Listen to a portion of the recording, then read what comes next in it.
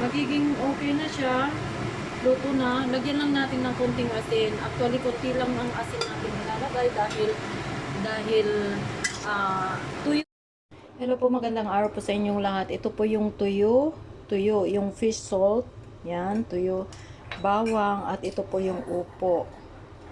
So, ngayon tatanggalin lang natin ang kanyang balat para maluto natin. At syempre, itong upo na to, lalagyan natin ngayon ng sutanghon or vermicelli. Ito ang ilalagay natin. So tanggalin natin ang kanyang balat. Yan. Yan, tatanggalin lang natin ang kanyang balat. At ngayon hihiwain natin ngayon. So ganito lang po ang paghiwa. Yan. Tanggalin lang yan, hahatiin.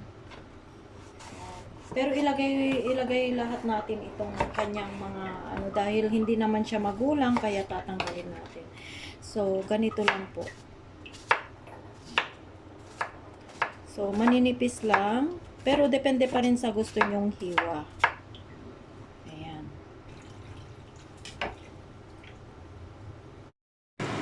Maglagay lang po tayo ng mantika. Kunting mantika lang. Ilagay na natin itong garlic.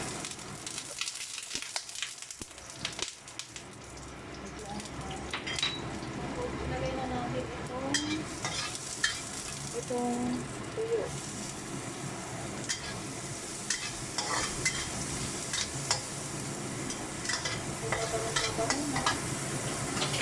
Ilagay na natin itong ating upo.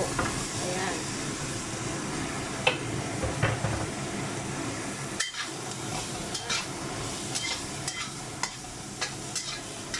Ayan.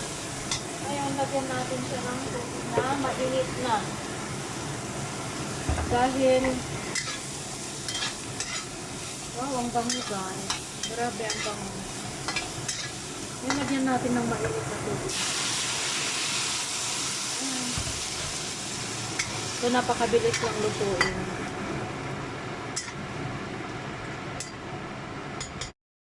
So, ngayon, magiging okay na siya.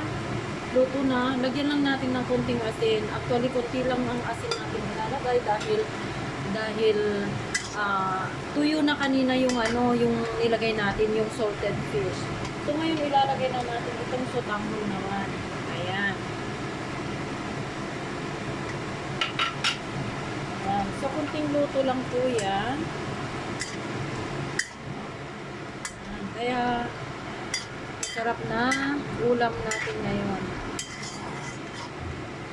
So, ganyan lang kasimple guys. But if you are not yet subscribed to my channel guys, please like and subscribe. And please don't forget to click the notification bell para po lagi kayong updated tuwing meron po ako new videos, new recipe, and new upload lang po dito kay Beck's Kitchen. Maraming salamat po guys. So ayan na, okay na. Okay na siya. So lagyan natin ng konting sili. So ito, lalagyan na natin ng sili. Ayan, 2 sili po yan. Oh. So super sarap po yan. Ayan. Tapos tama na to.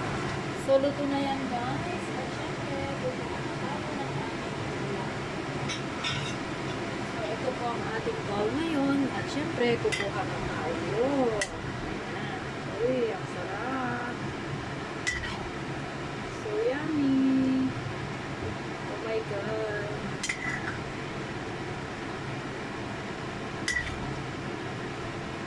Sarap. Ang bango. Kung may tira-tira kayong tuyo guys, ito lang ang gagawin nyo. So, ilagay na natin yung 2 sili at syempre, pipigayin natin yan para lalo pang mas masarap. Ayan.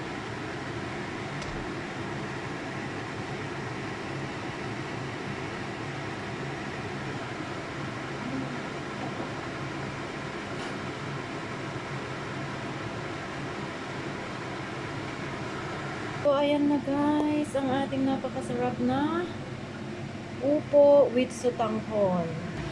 So, ayan. Napakasarap. Thanks for watching and God bless. Bye-bye.